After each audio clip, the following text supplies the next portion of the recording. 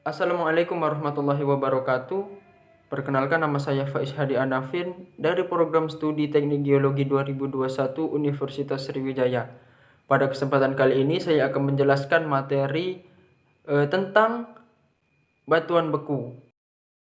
Sebelum masuk ke batuan beku, saya akan menjelaskan tentang siklus batuan. Siklus batuan berawal dari magma yang mengeras, baik di dalam permukaan maupun di atas permukaan, yang menghasilkan batuan beku. Setelah batuan beku terbentuk, maka batuan tersebut mengalami pelapukan dan pecah, dan mengalami proses sedimentasi yang menghasilkan batuan sedimen.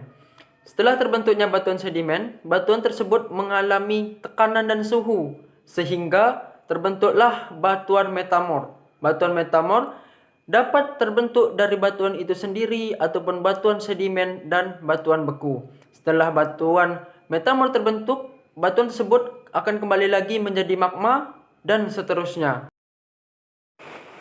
Apa itu batuan beku? Batuan beku adalah batuan yang terbentuk karena proses pengkristalan atau pembekuan magma. Batuan beku ini dibagi menjadi dua, yaitu batuan beku intrusif dan batuan beku ekstrusif. Batuan beku intrusif adalah batuan beku yang terbentuk di bawah permukaan bumi, sedangkan batuan ekstrusif adalah batuan beku yang terbentuk di atas permukaan bumi. Selanjutnya kita masuk ke tekstur batuan beku yang umumnya ditentukan oleh tiga hal yang penting. Yang pertama adalah kristalinitas, yang kedua adalah granularitas, yang ketiga adalah bentuk kristal.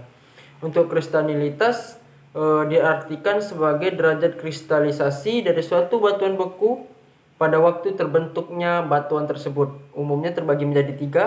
Yang pertama adalah holokristalin, di mana batuan beku tersebut tersusun semuanya oleh kristal. Yang kedua adalah hipokristalin, yaitu apabila sebagian batuan beku tersebut tersusun oleh massa gelas dan sebagian lagi tersusun dari massa kristal. Yang ketiga adalah holohyalin, di mana batuan beku tersebut semuanya tersusun dari massa gelas. Selanjutnya adalah granularitas yang dibagi menjadi dua, yaitu fenerik dan afanitik. Fenerik dibagi menjadi empat. Yang pertama adalah halus, di mana batuan beku tersebut ukuran butir kristalnya berdiameter kurang dari 1 mm. Yang kedua adalah sedang untuk ukuran butir 1-5 mm.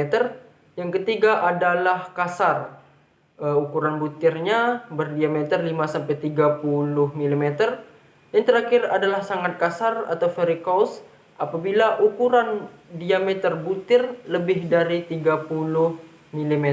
Selanjutnya bentuk kristal, di mana bentuk kristal adalah sifat dari suatu kristal dalam batuan.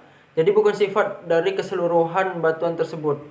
Umumnya dari pandangan dua dimensi, bentuk dari kristal ini terbagi menjadi tiga. Yang pertama adalah euhedral, di mana batas dari mineral adalah bentuk asli dari bidang kristal. Yang kedua adalah subhedral, apabila sebagian dari batas kristal tersebut tidak terlihat lagi. Dan yang ketiga adalah anhedral, apabila mineral sudah tidak mempunyai bidang kristal asli.